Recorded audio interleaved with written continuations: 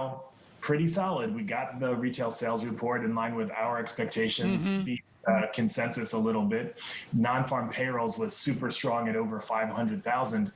But is good news in this case? I don't know. The Fed has been very clear. They need to slow the economy down. So the stronger it is now, the more hiking they have. You know, we always look at our guests and we try to figure out from the back of their bookshelf, Seth Carpenter, what they're actually thinking. And it's good to see that you've got Tony Crescenzi of PIMCO's Steigum's Fixed Income Bible over your right shoulder. What does the bond market tell an economist like you? I mean, I think right now the bond market is really struggling to read the tea leaves about what's happening. We saw this. Okay, good morning, everybody. Happy Friday. It's 7:30 a.m. I wanted to get the market analysis started fresh and early before the U.S. equity markets open, because obviously we've had a pretty sharp drop in crypto prices overnight. Part of this was already led by the fact that, as I talked about a few days ago, right, momentum was already slowing down right here. When you make, sort of marginally slight higher highs like this, and you see that the higher lows are also getting tighter and tighter, that means that the market itself is just coiling up like this, either for a massive rip up, which, as you can see right here, it did not look like it, or a pretty sharp, pullback. And so now we have that pullback. So what do we do from here, right? Well, we're sitting at this key trend line that you could see right there, multiple taps right there, tap right there. And now we're coming back to that trend line again, right here around 21,500. Doesn't necessarily mean we have to bounce exactly from here. We can easily flush lower towards the lower bound limit of this quarterly VWAP. Okay, this is a quarterly VWAP that we're sitting on pretty much right now. And the lower bound is around $20,700. Could it go lower from there? Yeah, probably. But that's probably, a good area to start looking at, bottoming opportunities. Okay. In terms of what led the move down, some pretty horrendous, I think, inflation data came out from Germany. Obviously, last week, right, you guys know very well, UK inflation. You guys remember this? A few days back, right? This was when? The 17th, right? So what is that? 2 days ago, rather, right? We had this pretty sharp double-digit print come out of the UK regarding inflation data. And since then, I think, even prior days before that, the market was already hovering around this area. See, this is the 14th, the 15th. And when that inflation data came out, this is what the market did. It just started to break back inside the upper bound of the quarterly VWAP. It broke inside the 23,750. And now today, we get, again, another print from Germany regarding inflation. And they're talking about German producer prices accelerated to 37.2% in July, a fresh record. It is a massive problem that you guys know very well. Whether you live in the US, the UK, most parts of the world, you are feeling inflation in your pocket some way or another. And you know very well that the central banks have made it their priority to solve inflation. So when you get prints like this, it's going to spook the markets. Now, spooking the markets is obviously, it's fine. It is what it is, right? What we are still playing and we're still counting on is the fact that near-term momentum and even daily momentum has not shifted from this uptrend to a downtrend. Okay, that's the only thing. This is why I'm not hell-bent on being long in the market. What I'm saying is that we have not gotten the trigger to go short. If we don't get the trigger to go short, there's two options that we have. If on a day like today, you see a big sharp drop in prices, whether it's BTC, whether it's Link, Link is down almost like 8 or 9% on the day, whether it's Ethereum, which is obviously one of the stronger assets that has had a stronger trend over the last few weeks, last few months. If Ethereum is down 8 or 9% on the day, it's not a bad area to lay out some bids, right? It's not like we're long from 2000, where it's not like we're long from 1900. We literally just long this morning around $1,700 and like $15 or something, right? So here's the 5K count real quick. Currently, I bought spot at I think like 1750, 1715, 1720, something like that. And then when we go here in the futures, right, I have 2 or 3 different positions open for Ethereum. Okay. Number one, all right, I have, let's see here. Oh, actually, maybe they all filled. I think they all filled. Yeah, I think I had, let me see, current trades. So I longed Ethereum at 1715. I added one more ETH at 1700, and then I added one more at 1675. Okay. Currently price is at 1685. So my expectation is that in this particular area, we do not want ETH to spend too much time, around 1600s, right? I mean, it could build a base right here. Like it could do something like this, like this, like this. I'm okay with that. Then maybe it builds a inverse head and shoulders by next week. And then maybe we push back out. Maybe we just locally take out this high and then return back down. I'm okay with that. Maybe we go as high as 2135 from, here, right? But the point is that given where prices are right now, the fact that 1735, pretty key SR level, right? We're very, very close to that. So anything excess below that, before a bounce, I want to be long in. Okay, I want to long that because it's a pretty good opportunity at minimum for me to play a bounce from here to here, maybe even higher, or let's just say the market is really weak, right? Maybe it just only gets me to 1750. Then it starts to roll over and shit the bed and do something like that. Whatever, I'll cut it at a break even or a tight stop or a small loss right here. And then we could just start shorting the crap out of it, because from here, if the momentum is really bad, then it's going to break down hard. But I don't think that's the case. And if it is the case, way too early to tell. Way, way too early. 2 reasons, right? Number one, 20 and 40 EMA strategy. I've laid this out here in the education section for you guys. It's right here in the video. Okay.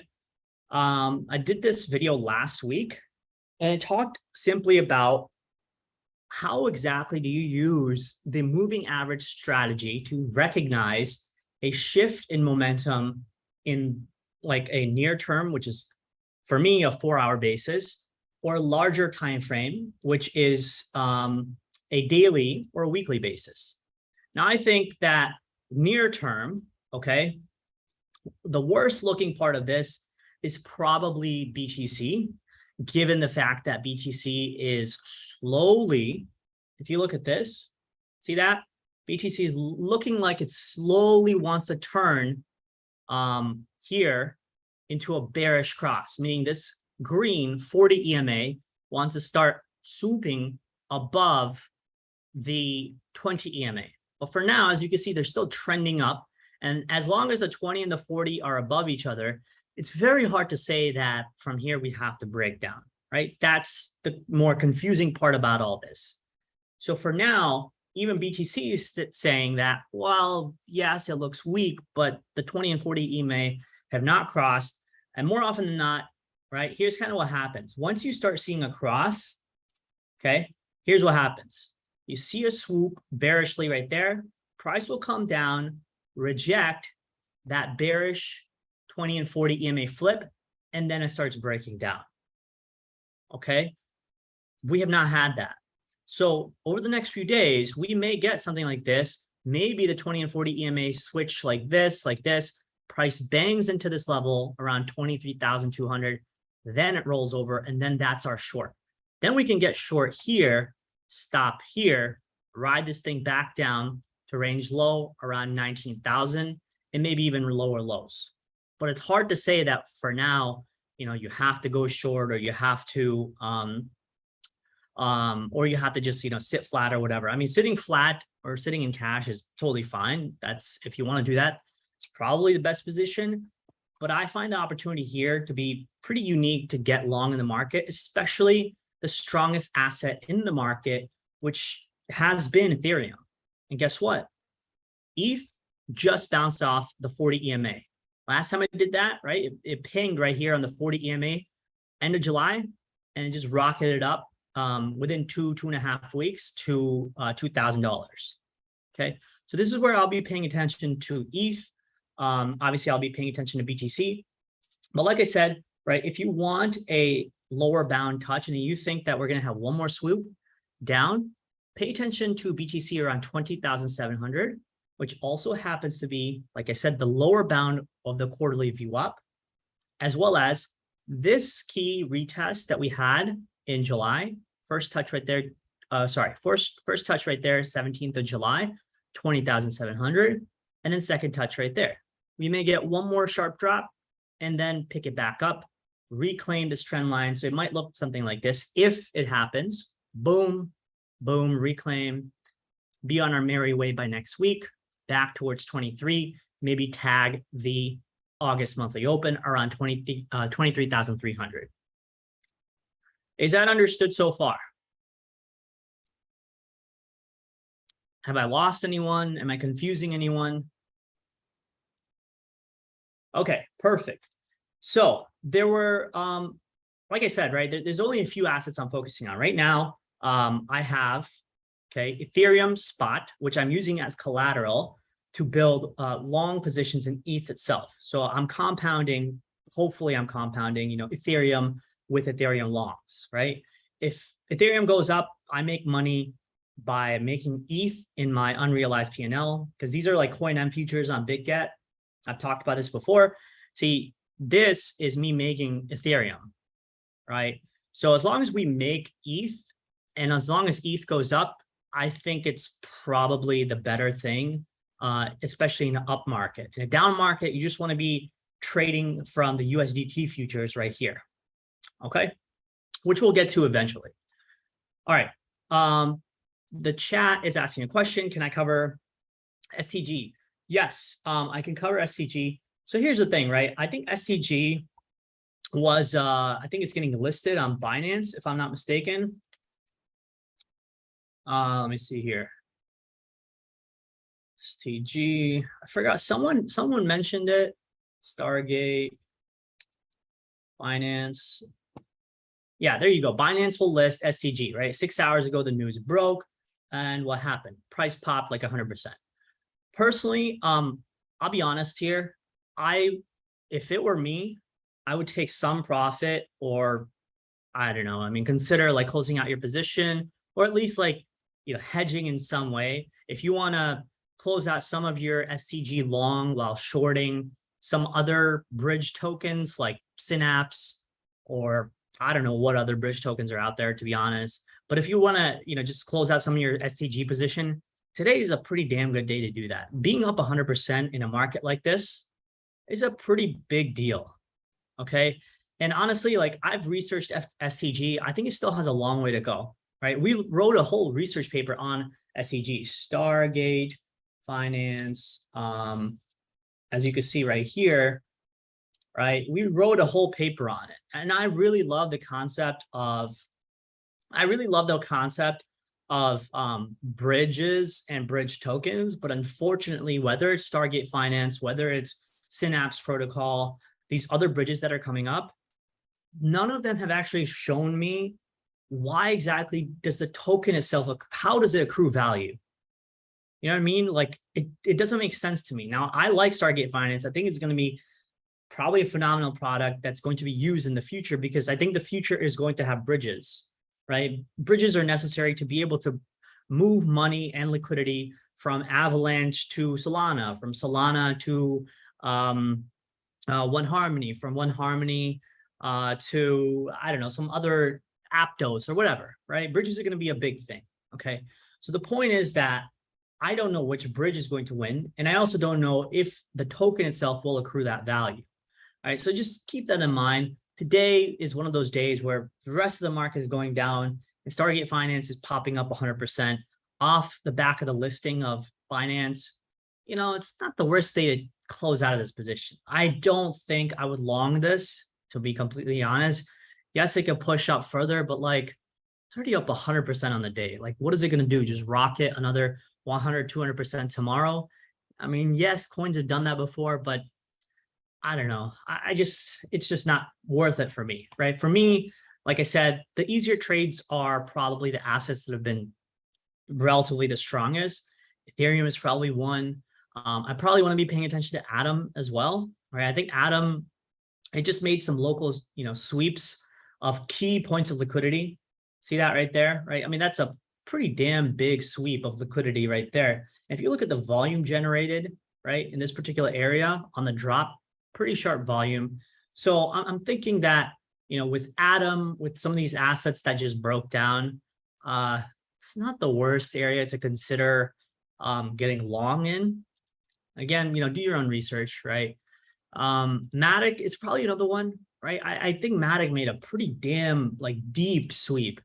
I thought Matic would just come here around 82, 84 cents and then push up like this, but damn, Matic went deep. It basically took out a ton of levels all the way down to about 75, 76 cents. So, if the market starts to turn around and, Matic starts to show somewhat of a decent strength, well, it could pop up a decent amount by next week. Okay. Optimism also had a huge bounce. Oh yeah, let me check Optimism. Ooh, yeah. Optimism also had a huge bounce. Good eye, good eye. So, yes, as you can see, right, in this particular area, this was the previous consolidation of Optimism, okay? Nice wick right into key demand structure. Boom, pop up, right? If you do believe that this thing is going to turn into a local uptrend, I think at minimum, you probably want to wait for a reclaim right here, okay? To add size, but you can get long now and close right into 140, 135 in this area, because that's support, support, support, broke down. Maybe it comes back to retest this area as resistance. Okay. Now, if you want to get long here and you want to wait and say, well, let me see if Optimism reclaims this level, then you can add to your long here and take this trade probably into this local high around $2.15. All right. Cool. Let me see here. What else is looking decent? I had my eye on Curve Finance. I mean, I think it had a pretty sharp pullback. It basically retested the $1, the $1 even level right there. So, I think the next resistance point on the way back up is 125, right? So if the market pushes back up, well, then keep an eye on, 125 as the next resistance point, which is about 20% move. Okay. Cool. So we know now that a few things happened, right? Number one, the market had slowing momentum over the last few days.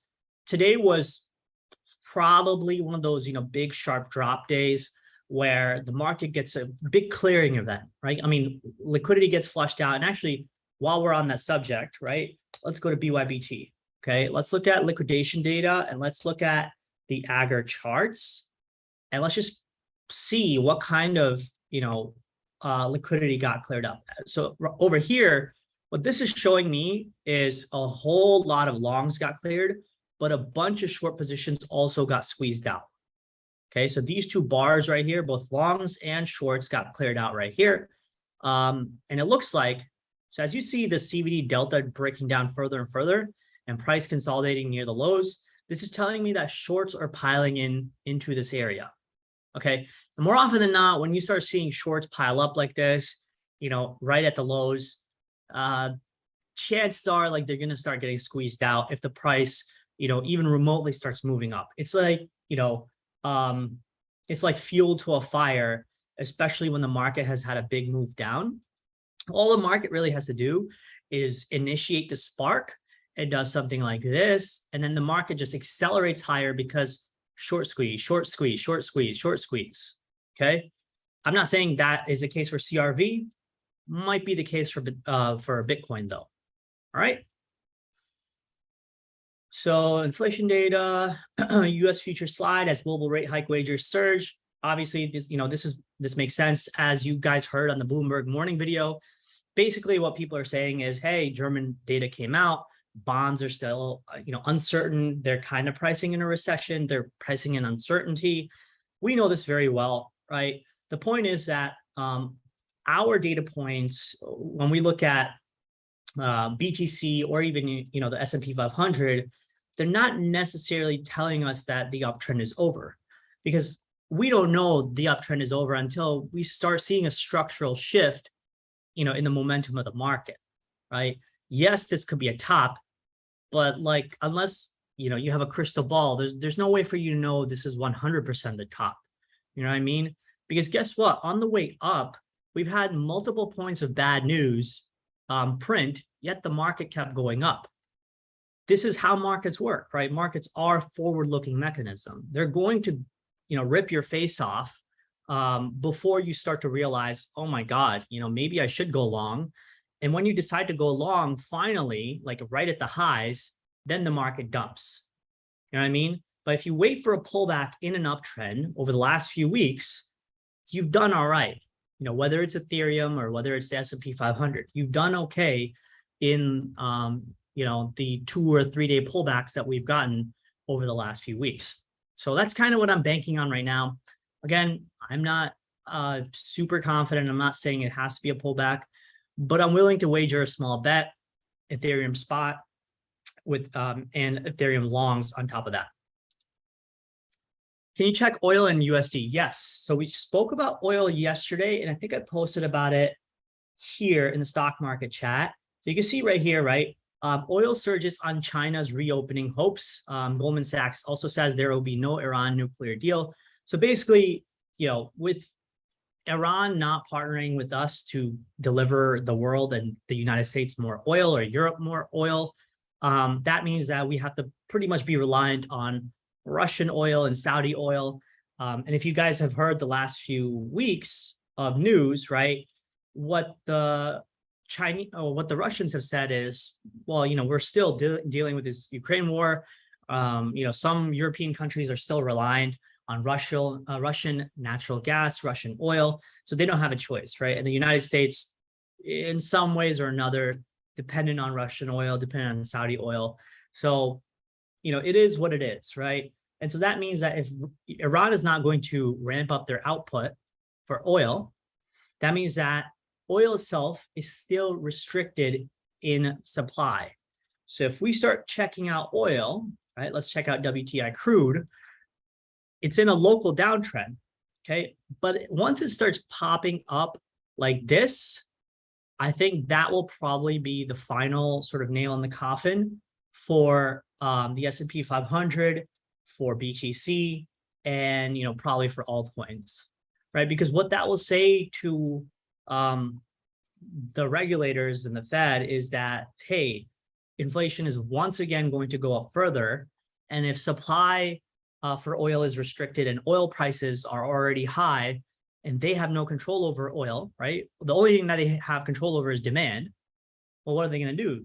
They're going to try to keep destroying more demand, which means, further rate hikes, further contractions for quantitative easing, or rather going into quantitative tightening. Okay. So you want to start seeing, actually, if oil keeps dropping, I think that's at least, a near term, like, good thing. But the other thing is, right, as Gregory asked, what about the dollar? Well, here's the dollar. This bad boy is not showing any resilience, right?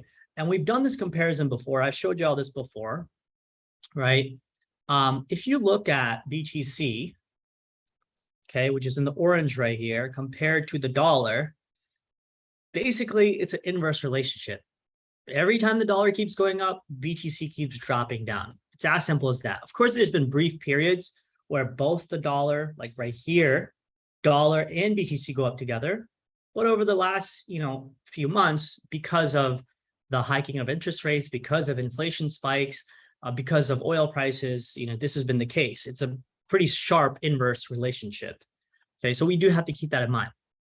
I want to once again reiterate that I am not a perma bull, or I'm not saying that we're going to start a new bull market and Bitcoin is going to go to 30K or 40K or anything like that. All I'm saying is right now, this is as good as a risk reward trade that we're going to get. Okay. After a massive cleansing in the market. So when you get a big clearing event like this, so as you can see on my liquidation data right here, right?